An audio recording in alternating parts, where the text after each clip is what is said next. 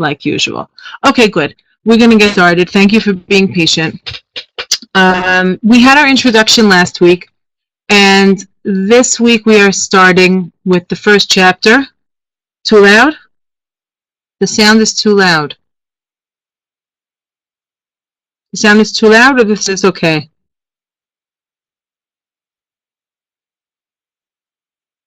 If anybody has issues with the connection or the sound, I was told that it's better. It can be better on the phone.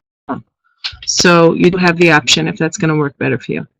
Now, so we're going to go back into our sources. It's sort of scratchy. Have to make do with what we have. So we have two teachings in the Likutei Moharan that are going to give us guidance into each of the chapters. And I think that we pretty much covered in the introduction last week what I wanted to cover, even though we could really speak endlessly about it. But you know, you have Hashem. One of Hashem's holy names is Shakai, which means She'amar Le'olamo. You see the text, good. She'amar Le'olamo Dai.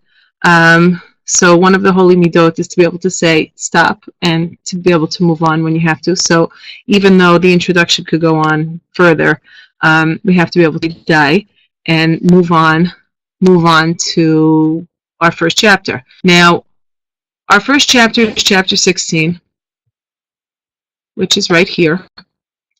But before we go into the text, I want to go back to the sources that we were looking at last week in the Likutei Moharan to see what else. I said that Rabbi Nach gave us a few hints in there.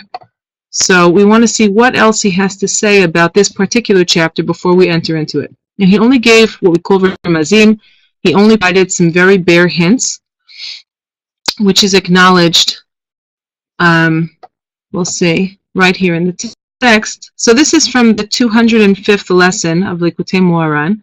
And this is where we have the first mention of the actual chapters of TIKKUN HAKLALI, the 10 chapters, and how each one of them is a remedy specifically for what's called Yesh Koch B'chol Lashon V'Lashon Shel Asara Lashonot Hanal, that each of these 10 languages of Nigun or Nigina, Asar Mine Nigina, these 10 types of song, that they are specifically geared towards the breaking of the klipa. Now, when he says the klipa, it's really what we were talking about last week.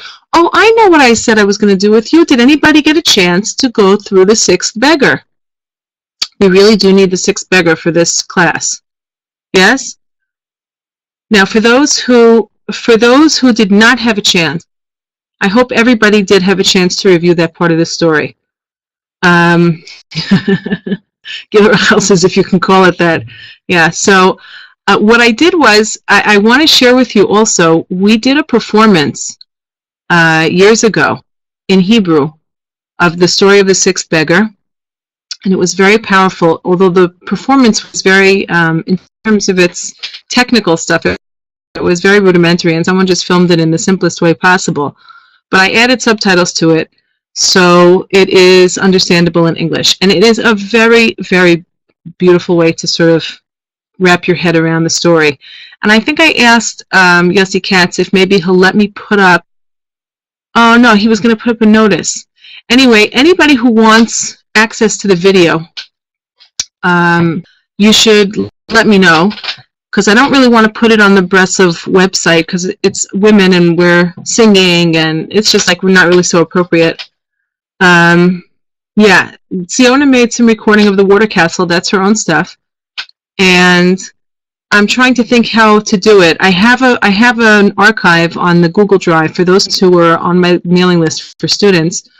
My mailing list, not Breslov campus, but my own, for my own students. If you're not on that list, maybe you should send me an email. And if you want to be able to watch the video, so I can send you a link to where it's being stored on the cloud drive so that you can watch it. It's just like a really nice way to wrap your head around it. And since it doesn't have to be that you reviewed it right away, we're going to be in this course this semester and next semester, so it's going to be relevant in any case. But it's good to kind of move our way forward with it. So if either way, if you are familiar with the story or not so familiar with the story, we still need to understand this idea of the beggar without hands in Rabbi Nachman's story of the seven beggars. So the final beggar that he really tells the story of, because the seventh beggar, the beggar without feet, he elides over the end of the story because it would reveal too many secrets about the redemption. So he stops at the sixth beggar. He doesn't tell the end of the story. Excuse me. He doesn't tell the end of the story. Our sixth beggar, the beggar without hands, like the rest of the story of the seven beggars, really each of these tzaddikim have incredible power in their hands.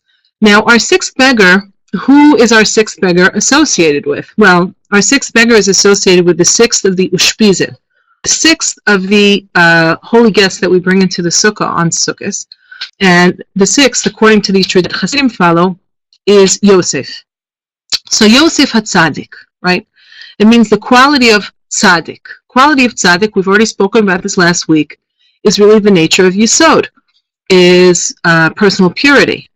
Mande, who is a tzaddik? The Zohar Kadosh says, Mande natir bris, the person who guards the bris, because the nature of the bris is our capacity for connection and intimate relation with our Creator.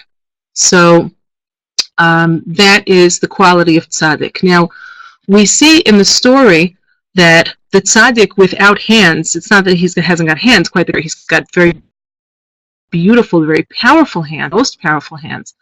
But because the world is a very imperfect place, his hands appear to be non-existent. And that's the theme that runs through the entirety of the seven beggars, that each of these tzaddikim, in this flawed world, their highest, most perfected quality appears to be flawed. And that's true for the blind beggar, the deaf beggar, the beggar with the crooked neck, the hunchback beggar, the beggar without hands, the beggar without feet. Now, we have, so our beggar without hands, he tells a story, like all of the figures, all of the beggars do in the story. He tells a story to kind of bolster his cred. Like, he comes out and he says to the couple that he's blessing, the little children who had been bereft and orphaned, that he saved and provided with bread when they were little children. They got married, and he shows up at the wedding, and he provides them with now a blessing. He doesn't give them, the blessing is when they're little, he gives them a gift. The same blessing that he gave them, he gives them as a gift. Now, the gift that he gives them, the proof that he has the ability to confer this gift upon them, which means that the tzaddikim, each of them have a particular perfected quality that they have the capacity to provide to the Jewish people so that we too can perfect to some degree, along with their capacity. So, so this gift that's given to the couple is really an echo of his own quality of perfection. Now, what is it? So he says he has great power in his hands. And the proof that he gives is that he has revived the princess who had fallen into the water castle and fallen there unconscious. And for everybody who had reviewed the story, so of course, we then, like it is throughout the Seven Beggars, it's a story within another story. So he has to tell us who is this princess that his hands have revived. And he tells us about this princess who was taken captive by an evil king. And at a certain point, he has a dream, a nightmare, that she's going to kill him. It took many years for him to kind of win her over. She's very pure, and this evil king took ages to kind of get him over to his side. And there was some degree of love between them and attachment. And at a certain point, he has a dream going to kill him. And he tries to interpret his way out of the dream, but it doesn't really help. And he starts to feel paranoid. And because he's feeling paranoid that she will destroy him, so she picks up on that, and she stops loving him, and there grows this rift between them, and eventually she flees. And when she flees from him, she runs off into to a distant place where there is a place called the Castle of Water, the Water Castle, Tsar Shalmain, the Fortress of Water. Now, the Fortress of Water, Rabbi Nachman goes on to describe, is very wondrous. Its walls are made of water, and its statuary is made of water, its trees are made of water, and its ornamentation is made out of water, its ceilings and its floors are made out of water. Such a thing must be, of course, very wondrous. And obviously, a castle of water is not some place that anybody, we would assume, could get in or out of, because you can't walk through walls of water. So when she runs, she flees for her life. The evil king who used to love her, who now, I don't know if he exactly hates her, but he doesn't want her to escape, and he'd rather see her dead than off someplace else with someone else. And so as she's approaching the Mivtzar Shel Mayim, where she's going to get away from him, he tells his archers to shoot. They shoot her with 10 arrows, and those 10 arrows with their 10 poisons lash into her. They affect her immediately. She falls in a deepening state of unconsciousness, runs through all the walls of water, falls into the inner sanctum of this Mivtzar Shel Mayim, of the castle of water, and she falls there, as Rabbi Nachman says, chalashot. She falls there unconscious. And there she lies. She's protected from the Sitra Achra. The king, the evil king, is clearly the Sitra Achra. And at a certain point, the Jewish soul wants to get away from that love-hate relationship, wants to get out of its enslavement to the evil king. The evil king expends a lot of energy trying to get us on board with him. And after having expended all that energy, when we finally wake up and say, what am I doing here? And why am I here? And how did I get here? And is this really, this king is someone that I love? When we start to wake up and become conscious and want to get out, so that's when it becomes very dramatic. So we flee, but we really haven't got enough strength to go the full distance, and so wind up falling chalashot. And we fall into the Mivtzar Shel Mayim, Jewish soul, into a state of, we'll say, nascent or near disconnection from the bad of the past, but not having quite enough vitality to make it all the way to a new life. And so we fall chalashot, we fall weak and unconscious into this Mivtzar Shel Mayim. Breslov Hasidim used to say, Uman is the Mivtzar Shel Mayim. And when we go there, for those of us who have been, so we can sort of reflect on that and take that with us, the idea of it being a kind of safe place to sort of regather our strength, where hopefully the tzaddik without hands starts to infuse new life into us. Now, the tzaddik without hands, he has very good hands. He's got very sensitive hands. He's got sensitive hands, if you remember the story, where he's able to diagnose the pulses. It means to say he's able to diagnose where there's a lack of spiritual vitality. And he's got such skill in his hands that he can hold back the walls of water, and he can go through because he has ruach in his hands. That's also the capacity of the tzaddik, the idea of ruach, of having a kind of strong spirit to be able to be able to wield force, which is the force of the spirit within himself, in order to affect other people's spirits. That's why Yehoshua was called an Isha Sheruach Bo. When Moshe had to choose a successor, he was told to choose an Isha Sheruach Bo, who has spirit inside of him. And Rashi says there, someone who can be mechavein rucho keneged kol ish v'ish. A tzaddik has to be able to wield the power of his spirit to meet each spirit, however they are, wherever they are, wherever they come from. That's the genuine quality of tzaddik. So we see our beggar without hands, he's an isha sheruach bo. It's as if he's got the winds in his hands, and he can hold back the walls of water, and he can diagnose, he can enter into this castle of water, and he can put his hand on the princess, and he can test her pulse and diagnose her spiritual ailment. And once he does, he's able to breathe new life through the Asar Minei Nagina, his 10 of song. He's able to breathe new life into her pulses and bring joy to her and awaken her from her unconsciousness. And of course, when we say, when Breslov Hasidim would say that Uman is the Mivtzar Shel Mayim, it means not only the castle of water, because it's kind of like a safe, people talk about the safe space. It's the safe place in the sense of, it's the place where the neshama can finally regroup. But in its regrouping, it's not enough to merely fall unconscious and have a rest. It's not a spa. It's a place where, hopefully, the song of the Asar Minei Nagina, these 10 types of song of the Tikkun HaKlali, starts to flow through us and breathe new life. So we go home altered. And this is true not only in Uman, this is true everywhere. A person can make a Mivtzar Shalmayim wherever they go, as long as they're connected to the Ruach Chaim, to the spirit of life that really comes from the Tzaddik. The Tzaddikim are Kurim Chaim Afilu B'Meisasam. The righteous are called alive even after they leave this world, which means that it's sort of like we're the dead ones. I hate to say it. We really need a spirit of life blown into us. And there's a lot to be grateful for that God has planted into every generation, tzaddikim, in order to be able to help us get the life-giving vitality that we require. So, so much for a quick review of the sixth beggar, and I highly recommend anybody who didn't get a chance to look at it and to review it should go back again and again,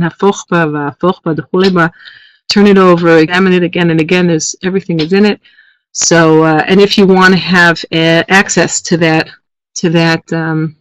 video, so please, by all means, send me an email. Use the contact form. If you're not on my regular mailing list and you don't have my email address, use the contact form, and I'll be able to send you the link. Okay, so now we're going back to Likutei Moharan, and we want to look at the specific language of the Asar Minei Nagina, those 10 languages of song of Tehillim, which Rashi delineates, which is based on the Gemara. We want to see how our first chapter, chapter 16, fits in.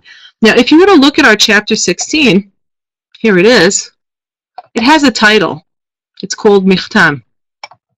I'm going to go through this and explain to you what a Michtam is, but let's first go back to see what Rabbi Nach told us are the Asar Minei Nagina based on Rashi. What are they? Ashrei, Lamatzeach, Maskil, Halaluka. Now, it doesn't say them all here. He's only going to go through 4. But later on, in another lesson, he goes through all of them. And in going through all of them, here we go. 1 second.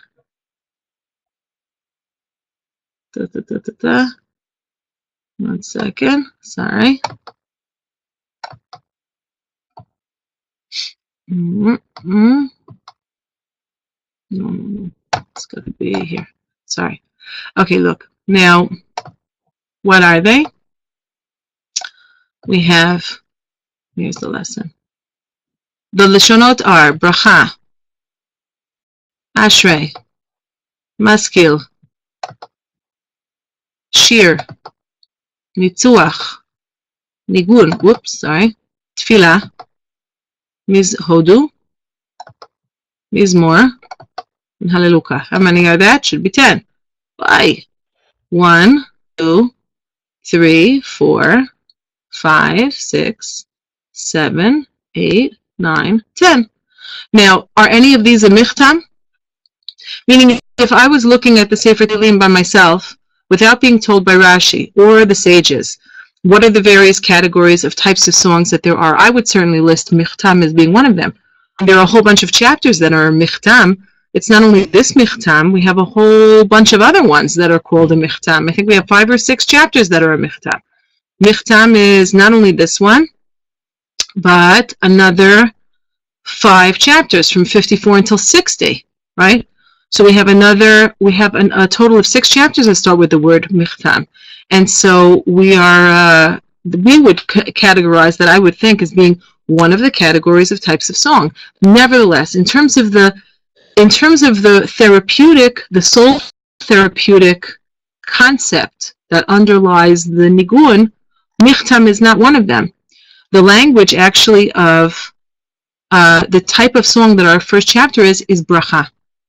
And it's because there is a pasuk there is one verse in the chapter, which is Avarech et Hashem asher ya'atzani af leilot yisuni chilgotai. When we get to the verse, so then I'll go through it carefully with you, but I'm just telling you that it's not what you think, because what looks like a title is not necessarily spiritual melody that inhabits that particular chapter.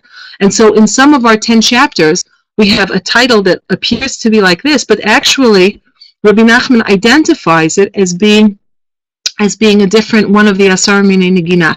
So we shouldn't get blown off course by saying, oh, this must be one of the, this must be maskil, right? Maskil is another title chapter. It's title beginning, like Lamnatzeach. But in the chapter of maskil that best exemplifies the concept of maskil in terms of Asar Minei Nigina, Rabbi Nachman doesn't identify a chapter that starts off maskil. He identifies a chapter that has the word maskil or some variation on it in the verse. So I'm just telling you that just to start off with, so you realize it's not necessarily the way you think. So let's go back. Now, our first chapter is 16, and here you see, Ashrei Lamnatzeach Maskilin Halaluka, Yesh Koch B'chol Lashon V'Lashon Shel Asar Lashonot Lebatel Koach HaKlipa. Now, he's going to go through a few of them. And in this lesson of 205, he does not touch upon bracha. Because as Reb Nosson says here, V'hashar lo piresh. In this lesson, 205, he only goes through 4 of them, and he does not finish and go through the rest of them, meaning showing the parallels between which chapter is which and what makes it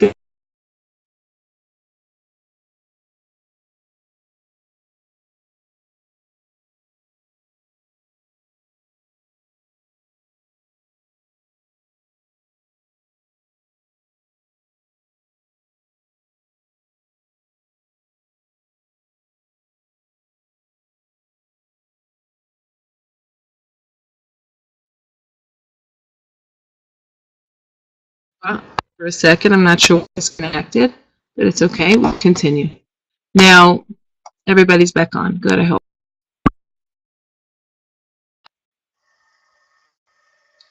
Patience is a virtue. We're being able to practice the midah of patience. So, bracha. Our first one is bracha. Avarecha et Hashem asher ya'atani af leilot yisuni chilyotai.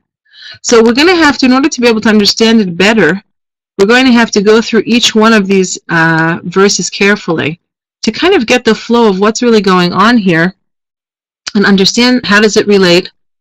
Which verses am I quoting? In this lesson, okay, so in lesson 92, Rabbi Nachman goes through all of the 10 types of song. He gives us a quote, a little blip from each of the chapter Tehillim that he has identified as associated with each of these spiritual types of songs, the soul expressions. And he just gives us a little blurb, and he doesn't explain it much. In lesson Reish Nun, in lesson 205, 4 of those he explains with a little bit more depth. And here he just drops the verses on us. He doesn't really tell us much about it. He just drops the verses on us. Now, down below, I have here the commentary, Parprot L'Chochma. Parprot L'Chochma is one of the commentaries on Likutei Moharan, and in it he sort of gives a little bit of extra insight in case we couldn't come up with it ourselves. So we're going to have to incorporate that also into our understanding. Now, in addition, I was having trouble before, I'm not sure why, but I was having trouble getting Likutei Halachot to upload. I'm really not sure why. So it was making me trouble. So I'm going to try again to get it to upload, and we'll see if it manages. And in the interim, I'm going to teach out from Tehillim, and we'll get started, and we'll see if the Likutei Halachot goes up, because I have here this beautiful, I hope everyone can see. Here. See? Sefer Tehillim in Likutei Halachot. My husband got this for me ages ago, and I love it because what the compiler did was just collect every teaching in Likutei Halachot that has any relevance to the chapter in Tehillim, or the verse, and he just puts it right there. So it's especially helpful if you're already somewhat familiar with the lesson that he's quoting from in Likutei Halachot, but even if you're not, you can usually make sense. It's going to be helpful. Now, when I translate the verses and sort of give an explanation, I'm also relying heavily, just so you know, I'm relying heavily on Rashi and Rav Hirsch. So I'm not going to be showing you necessarily where I'm bringing everything. Just realize that I'm going according to the translation and the renditions of the baseline, mainly from Rashi and Rav Hirsch. a little bit also from Moshe David Valley, who I love to teach from. He was a contemporary and a student of the Mamchal, and of course Reb Nassim. So hopefully we have now half an hour to go through. It's not a long chapter, so we should be okay. Michtam LeDavid.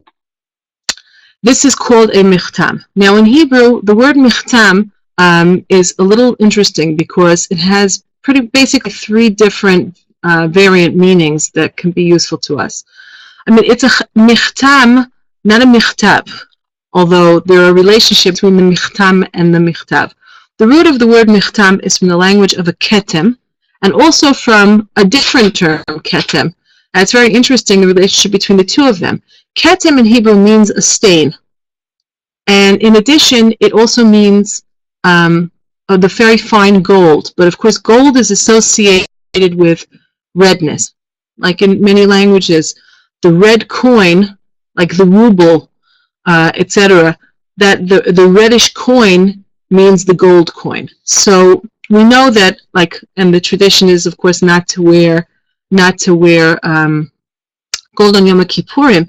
One of the reasons why is because it's reminiscent of the reddishness, the ruddiness of sin. So we have kind of a dual, very often in Lashon Kodesh, in Hebrew, we have kind of a dual nature of the language, and so we're seeing two sides of the same coin.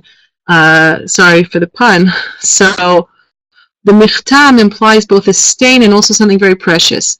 Now, also, in addition, think about the concept of the stain, ketem. So in addition, it's a little bit similar to the word chotem, which means to make a seal or a permanent mark on something. And that's also related to the concept of michtam in the sense of the chet, and so chaf, but a chet. And I'm going to bring up the psukim now. I was really hoping that this Likutei Halachot would upload, but since it's not, I'm going to just go back to the parak so we can have the language in front of us and we'll go through it carefully. Now, so we have our michtam. This is a michtam LeDavid. Now, it's different from the others, only in one respect.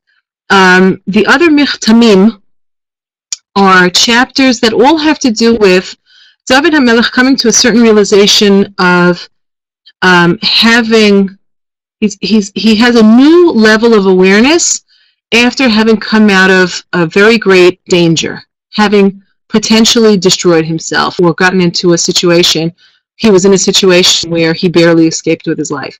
So it's the kind of internal process a person goes through after having confronted his imminent demise, and afterwards the kinds of conclusions which are that's the michtam is like the indelible mark that such an experience would leave on a person. So that's called a michtam. When we come across michtam in Tehillim, we have to understand that David HaMelech is sharing with us the meditations and prayers that he expressed after having had to confront his own destruction, the possibility of his own destruction.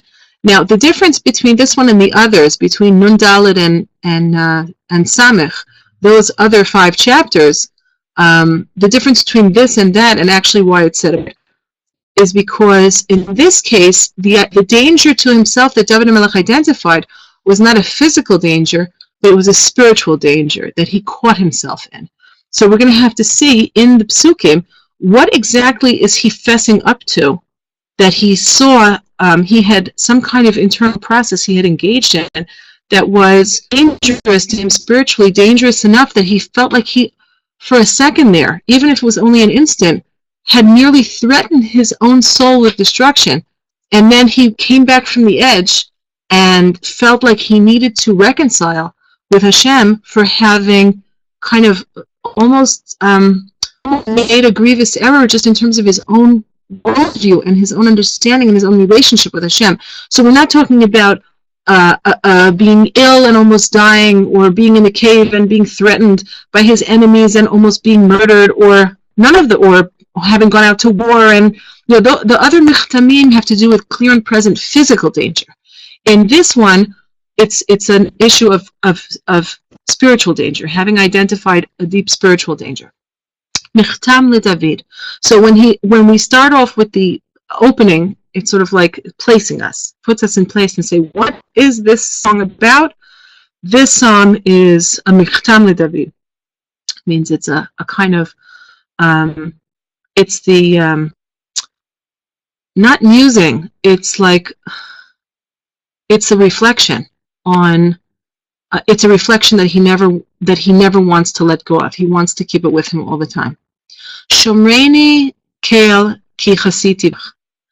Protect me, God, and the name Kel here means force, it's power. Ki chasiti vach, for I have trusted in you.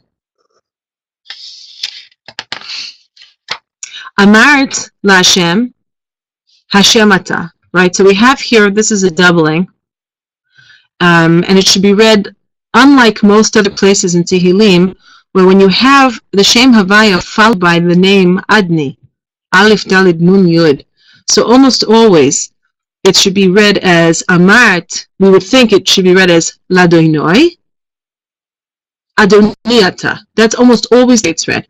In this case, it's read as Adonoi and Adonoi. Both it's a repetition of the same sounds.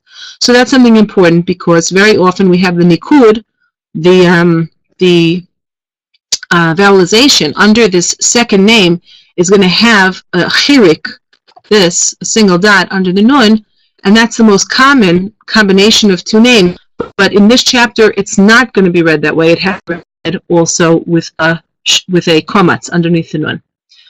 Okay, so we say Amart laHashem Adonoi Tovati bal alecha.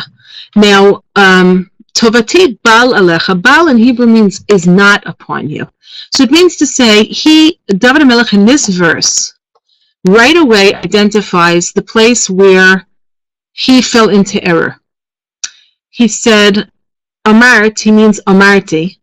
He's talking about himself. It's as if he says Amarti. In a moment of weakness, I said to myself, or Amart, he's talking to himself. He means you said to yourself, but obviously he's talking about himself. You said to yourself, David HaMelech is speaking to himself. You said to yourself, Amart, laHashem, you spoke to God. You are Tovati bal alecha. You are Adonai. You're my master. Nevertheless, Tovati bal alecha. I am not 100% convinced that my benefit or my goodness, the good that I would like to have come to me, is necessarily to be found with you. Okay, so we say this verse is David HaMelech owning up to the fact that at a certain point, and it could be in the deepest recesses of his heart, he expressed doubt about whether God is really on his side, whether God is really his benefactor, whether he can really trust in the benevolence of God. Now, bearing in mind that David HaMelech did not have an easy life, the fact that he fell into this error, which could have been, based on the life of David HaMelech, it could be that it was the barest instant of a doubt, but nevertheless, he catches himself on it, and he says to himself, you said this at one point to the Creator, even if you didn't articulate it. I don't really think that you're out to be my actor. I don't really trust you. Now, Likdoshim asher ba'aretz hema. Move over to the next pasuk, and I'm going to go back to Reb Nosson and see what he has to do to put it together.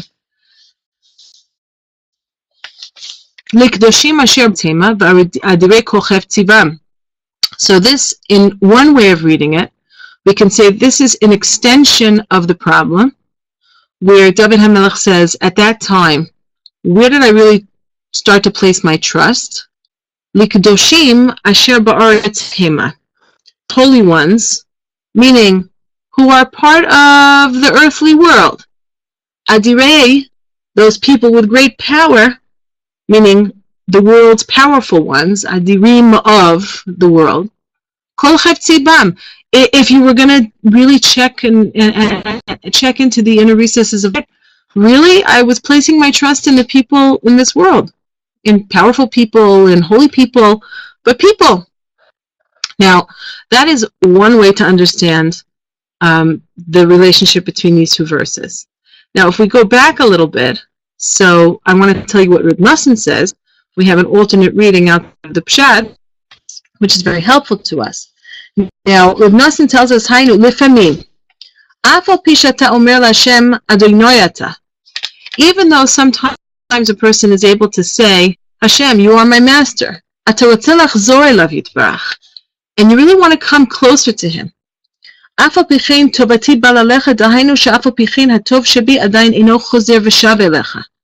Tovati, Reb Nosson says, means the good that's in me, that I would like to have returned to you because you are my God, and I really want to come close to you. Nevertheless, the good that's inside of me is still suppressed, and I don't know how to get it out from its place of suppression. What do? Reb Nosson tells us, Likdoshim asher ba'aretz hema v'adirei kol cheftivam. In such a case, when I'm stuck inside of myself, I know that I want to come closer to Hashem, but my nakuda tova, my good spark, the goodness, which is called tovati, my good, I can't seem to go to the next level and really link up with my Creator. I know it's there, but it's not activated. What do? I have to go to Kadoshim Asher Ba'aretz Hema. I have to go to the graves of tzaddikim. They're called the holy ones who are in the earth. Vadirei kol cheftivam, and the powerful ones. It means to say because tzaddikim are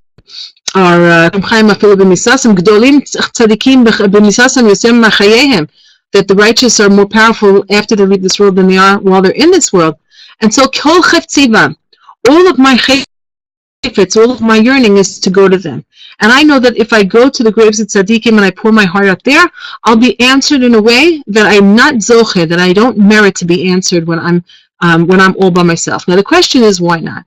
If you this idea of likdoshim asher ba'aretz for Breslovers, this is a very important verse because we're always saying it every time we do this hiskashrus before praying, before doing a mikvah activity. It's customary in Breslov to use a certain nusach, a certain text, or a certain fixed text of what we call hiskashrus, a verbal statement of binding ourselves to tzaddikim. And so we always say we're binding ourselves to all of the tzaddikim, amitim shebedorenu, all of the true tzaddikim who are alive in our time, and all b'kol tzaddikim amitim shochnei afar, and all of the true tzaddikim, shochnei afar, those who dwell in the dust, kdoshim asher ba'aretz hema, the holy ones who are in the earth. So that language is taken directly, obviously, from this verse. So Reb Nosson is opening up the perek, the chapter, for us in a way that's very different from the standard way of understanding it. Yerbu atzvotam. Let's go back, We're going back to verse 4. Yerbu atzvotam acher maharu. Ba lasich niskehem midam. Uba lasa shmotam al sfatai. Now, at this point, if we're going back to David HaMelech, the idea of, in David's case, that what he's doing is really confess having placed trust in people who are not in control of his life and who are nowhere near the loving benefactors to him, even despite their best intentions, that Hashem is. And obviously the place where we look to really clarify these points for ourselves, very, very important source in order to really work out for ourselves how foolish it is to ask of human beings, even the best intentioned and the most resourceful, to ask of them that which they can provide for us, and only Hashem can provide. So the guidelines for developing our attitude towards what is reasonable to expect of other people and what can really only be expected of Hashem is to be found in Shar HaBitachon of the Chovos. So I highly recommend anybody who wants to explore there. I know that they have translated. They have a translated version of the Chovos, which is Duties of the Heart, by Rabbeinu Bechaya Ibn Pakura. And I highly recommend that if you're not familiar with the source, that you try and find a way to open it up. Shar HaBitachon, which is the gate of Bitachon, of trust in God, like the guidelines of what constitutes a trusting relationship with Hashem. is to be found, and it's very important. So David HaMelech, even according to the way of looking at the verse where we say he's taking stock of himself, doing a self-check of where, at what point, and how did it affect me when even if it was only for an instant that I placed my trust in human beings, even the holiest of human beings. So that self-check is where it's happening. And then here, he's already, by verse 4, stepping back from it and saying, what a mistake that was. Yobu atzvotam acher maharu, balasich niskehem nidam. Yobu atzvotam, the sufferings of those who, acher maharu, the sufferings of Yobu atzvotam, they multiply, acher maharu, they hurry to the person who, after the person who is hurrying to align himself with some other human being. Bal asich niskehen midam. I would not, that's a very strong statement, niskehen midam. I would no more pour out offerings for them or before them than I would blood. That means to say, David HaMelech is like taken a total about face from this idea of placing other human beings on a pedestal, thinking that they're going to be able to save him. And he realized right away what a mistake that was. Anybody who tries to affiliate himself with another person is going to save him. So what does he find? If you chase after somebody else, that's the maharu. You chase after somebody else, and what do you find? Your troubles get multiplied. He says, so now, on further reflection, I would no more pour out libations for them than I would pour out blood. It means to say, why am I sacrificing myself on the altar of them? They're not the one that I need to serve. They're not the place I need to place my trust. I don't even want to mention their name on my lips, which is, of course, the opposite of what people do when they are placing their trust in other people. Like, we have a whole culture of name dropping, sort of like, who do you know? And you want to let people know who you know, because that's where the sense of security and being connected comes from, being able to drop names. And David HaMelech says, I'm not going to play that game anymore. What a mistake that was. That's not something that's a violation of my trusting relationship with Hashem. That's another way in which I'm chasing after acher maharu. It's like I'm chasing after somebody else to solve my problems for me. And I don't want to do that anymore. And of course, he says very so beautifully and clearly, Hashem minat chalsi. Who is the portion? Who is my portion in my lot? Who is my cup? Right, the idea of the cup. It's a beautiful statement of Hashem kosi. God is my cup. It means to say that which sustains me, that which feeds me and nourishes me. Right, and it's an exact measure. I get exactly what I need, exactly enough. Hashem minat chalki b'chosi. Ata, now instead of speaking in the third person, it switches to the second person. Ata tomich gorali. You, Hashem, support my goral. Now, goral is very interesting. The goral means, it's usually translated as the lot, and it also means destiny. Atatomich gorali. When we talk about goral, we mean my fate, my destiny. The goral is also like a lottery. It means to say I can go this way or that way, and you are the one who is tomich me. Now, Rashi says over there, what does it mean, you're tomich gorali? It means that HaKadosh Baruch Hu always places before us choices. Nassim also speaks about this a little bit here. He quotes Rashi, and he says, this is in Birchat HaReach. So Rashi says, that you have, human beings have choices.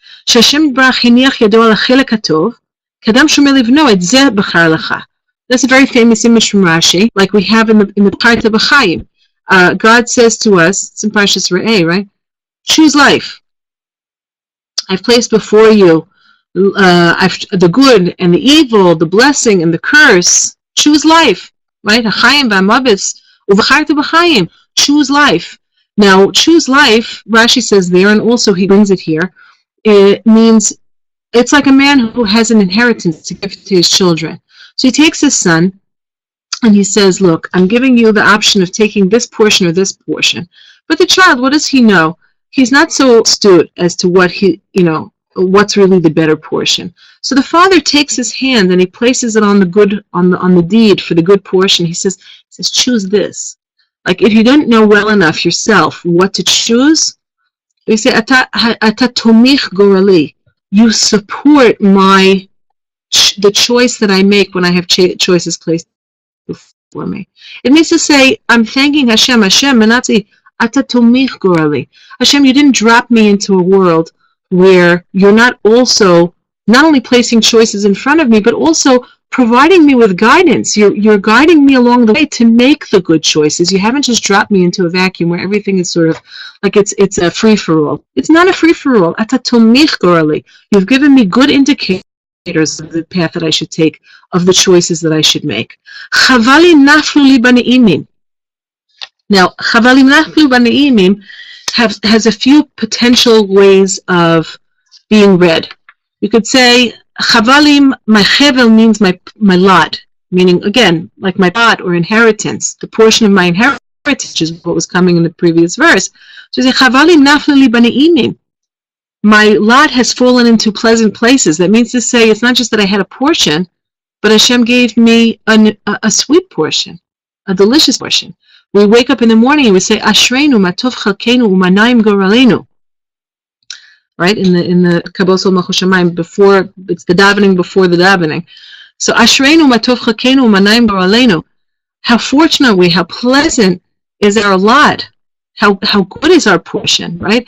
So we sort of affirm this and reaffirm this, and where do we see it? Here. I was born a Jew.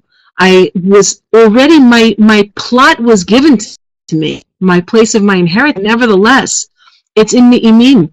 He could have given me a hard portion. He could have given me a rocky portion. He gave me instead a portion that's sweet.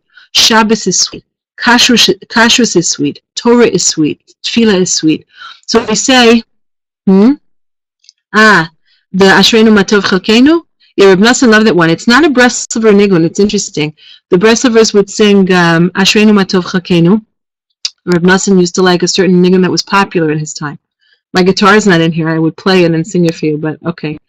Anyway, we'll listen to him. I'm not singing the song just now. So, but maybe I'll record it, and we could put it up if you want, or I could pass it around.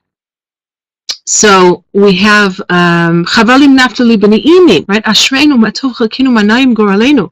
Af Nachlat Shafra Alai. Even so, the portion that is mine, that's Nachlati, Nachalat, Shafra Alai. Shafra has two meanings to it. Shafra Alai can be read as it's beautiful to me. Shufra in Aramaic, Shufraya means beauty, but Shafra also means, Shafra Alai means it improves itself in me and it improves me, right?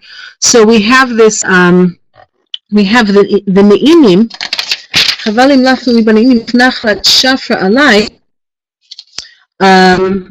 It's also my portion in Torah, my portion in my Yiddishkeit is Shafra Alai. Not only is it beautiful and pleasant and sweet, but it's also the thing that is Mishapir me. Right? It improves me and changes me for the better.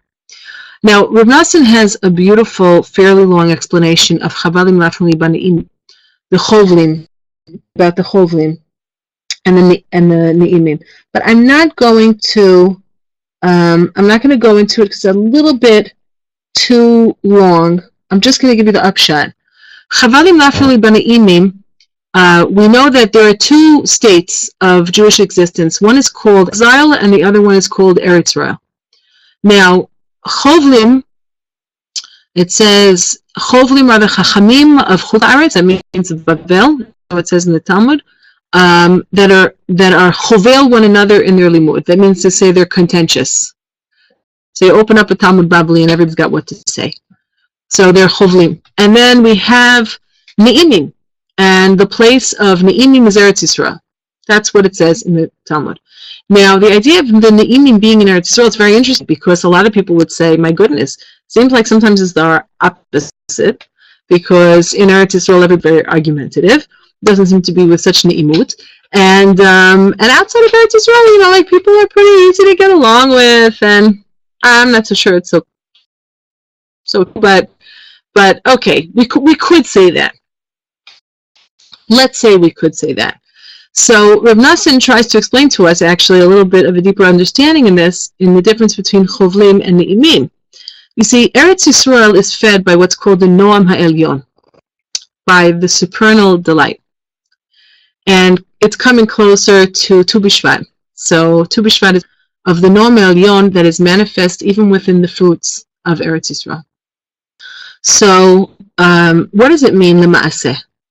It means that Chavali naflu li bani'inim, that even when I suffer and things are difficult in a place of ne'imim, that means in Eretz Yisrael, af nachalat shafra alai. Nevertheless, my lot, my portion, which is Eretz Yisrael, is beautiful to me and it improves me because it's the place where I am drinking off of the Noam Elyon. So we say it's the place of very powerful spiritual nourishment, and its pleasantness and its sweetness is sometimes takes an unconventional form, but we all know when we're here that we are tasting from the Noam Elyon. So for those who are visitors to Eretz Yisrael, who can say, well, there are things I like better about being in Eretz Yisrael, and there are things that I like worse or less. But overall, I want to be in Eretz Yisrael because and this is a way of phrasing it to ourselves, because it's the place where I'm drinking from the Noam Elyon. There's something else that's sustaining me there that's indescribably sweet. And it doesn't matter whether it takes the form of chovlim or ne'imim, because it is the place of ne'imot. Let's go on. Avarech et Hashem asher ya'atzani. Now here we have our bracha. Remember in that lesson in Likutei Moharan where Rabbi Nachman said, actually the Parpurot L'Chochma identified it. Avarech, right? Bracha is because of it's in Likutei Moharan. Bracha in Tzadik Beis, that was in lesson 92. Avarech et Hashem asher ya'atzani. I will bless God, asher ya'atzani, who has given me good advice. Af leilot yisruni chilyotai. Even throughout my kidneys they pained me. Now, what on earth does that mean? And how on earth is this chapter supposed to be the highest expression of bracha if we come across the word bracha, or the variation on bracha, which is identifying it as here is one of its asar mini negina, right? Avarech Hashem asher ya'atzani. I bless Hashem who gave me good advice. He did it through torturing my kidneys all night long. My goodness, that's the bracha? Yes. Now, Eitzah in the deeper works are associated with your kidneys. Eitzah, the quality of Eitzah, Rabbi Nachman explains this also in the third lesson of Likutei Moharan. Your yoatzim are your kidneys. It says that Avram Avinu, how did he know how to do mitzvot? The Torah was given. He had two good yoatzim. He had two good advisors. Who were they? So it says in the Talmud, his kidneys. Your kidneys are your capacity for. So you have these God-given blessings inside of you. Of this is good, this is no good. HaKadosh Baruch Hu, in response to the blessing that he gives to us of having been gifted with an internal discernment meter, which are called our natural filters that we have inside of us, of that which is good for us spiritually and that which is bad for us spiritually. Avarech et Hashem asher ya'atzani. I will bless Hashem for this blessing, which is what? That he gave me the capacity to identify what is the right eitzah, what is the good thing, and what is the wrong thing. That's called eitzah. Af leilot tzruni chilyotai. Throughout the night, my kidneys gave me no rest. That's the blessing. I thank Hashem and I bless him for having blessed me with an internal, what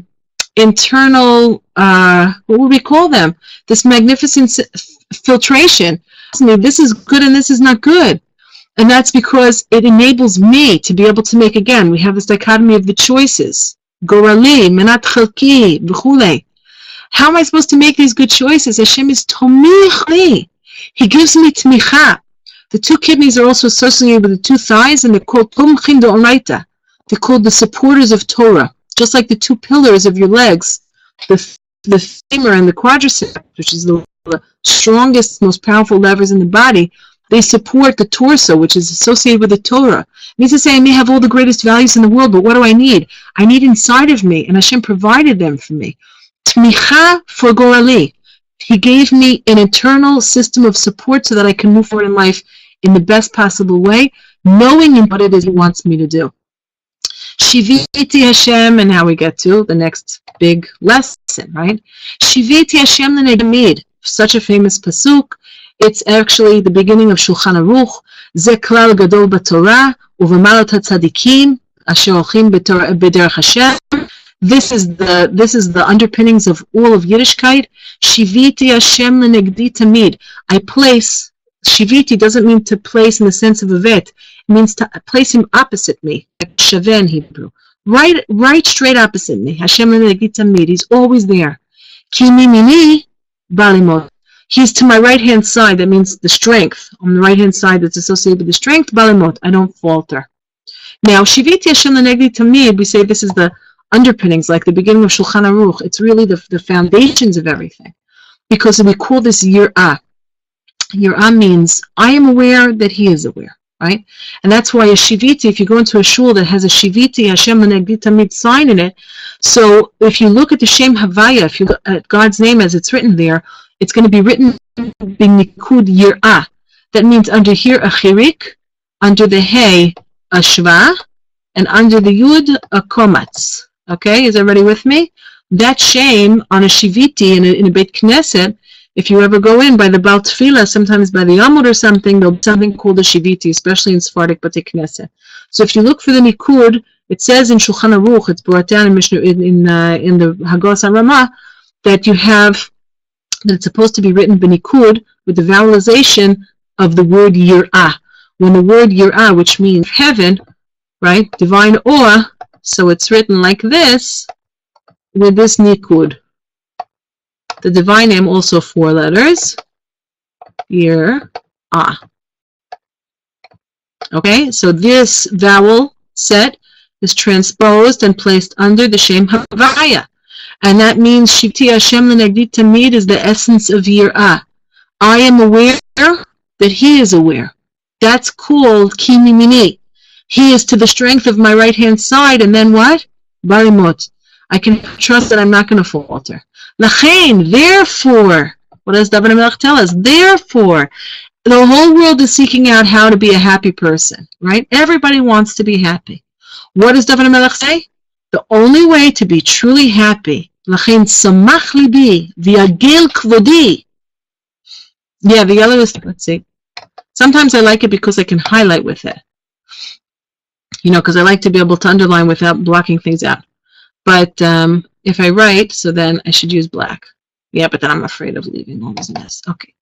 So, lachein, therefore, you see how this lachein is very important? It means having established that this is my relationship with Hashem, and having blessed Him for providing me with internal discernment, and having seen the difference between what my good portion is and my less good portion is, and having said that Hashem is the one who's supporting me and sending me on the path I need to take, and having seen the failure of trusting in other people and not placing my trust in Hashem, and having started off by having to confess and do teshuvah. So now we come here after this whole process. David HaMelech ends off by saying, Lachein, therefore, samach libi v'yagel kvodi, my heart rejoices, yagel kvodi. Now, kavod here means my nefesh, right? My honor or my glory means my soul. My soul is exulting. Even my flesh will dwell in certainty. That means to say, this is my chance of, if I follow this path of always keeping Hashem, being aware that He is aware, always keeping Him to my right-hand side, Him being my stronghold, not placing my trust in anyone else. It will bring me joy emotionally, spiritually, and it will refine me to such an extent that I know that I will get up for Tchiyat HaMetim. That's called B'sari Yishkon Levetach. When I'm laid in the grave, I don't have to worry that my body is going to rot away of a chance of resurrection. No, I will live life in connection with Hashem, and this will refine and purify my body and make it worthy also of rising for Tchiyat HaMetim. Ki lo ta'azov nafshi lishol. HaKadosh Baruch Hu, having I have gone through this whole process, identified where I placed my trust mistakenly in human beings rather than in Hashem, reaffirmed and recommitted to placing my trust only in Him. And that's where I came back to life, and it gave me joy. I can be confident that He's not going to abandon my soul to the grave. That means say that all of my nekudot tovot, I can have trust that they have permanence, that just like I, in my life in this world, have connected myself and made a choice, because this is really about making the choice. I have blessed Hashem, and I bless Hashem for the ability and the capacity within me to make good choices. And because that's how I'm using the capacities that He gave me, I know that He's not going to abandon my soul to the grave. That means to say, I'm not just a flash in the pan. I'm eternal, just like all the good that I've done is eternal. Lo titen chasidcha lirot shachas. HaKadosh Baruch Hu, you will not allow your chassid, someone who is a perfect person. He doesn't say you're tzaddik ha'emet. He says you're chassid. The chassid is someone who loves you and wants to follow your ways. That's the definition of the chassid. You won't allow your chassid lirot shachat, to see. Shachat means destruction. It means to say that that the soul and the body won't get up for tchiyat hamitim. And of course, we end off with the last statement. Todi'eni, it's a tefillah. Todi'eni or chayim. When you say this parak in Tikkun HaKlali, Todi'eni or chayim. You see how it's the closure for everything that was said before? Because we're about David HaMelech blessing God for having the ability within him to feel Hashem guiding him towards making good choices. So what does he say end off with? Todi'eni or chayim. Let me know, make known to me the path of life. Sova smachot etecha. I will be fully satisfied with joy when I am in contact with your presence. Ni'imot, back we go again to the word ni'imim, pleasure and delight, right?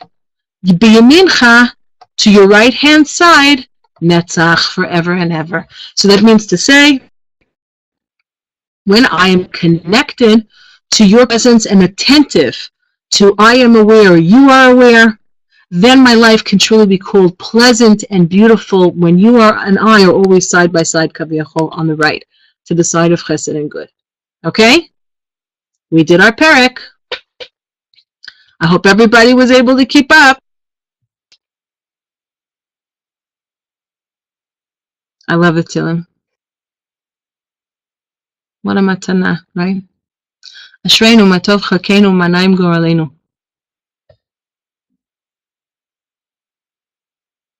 Have a beautiful week. I'll see you next week. Bez Hashem.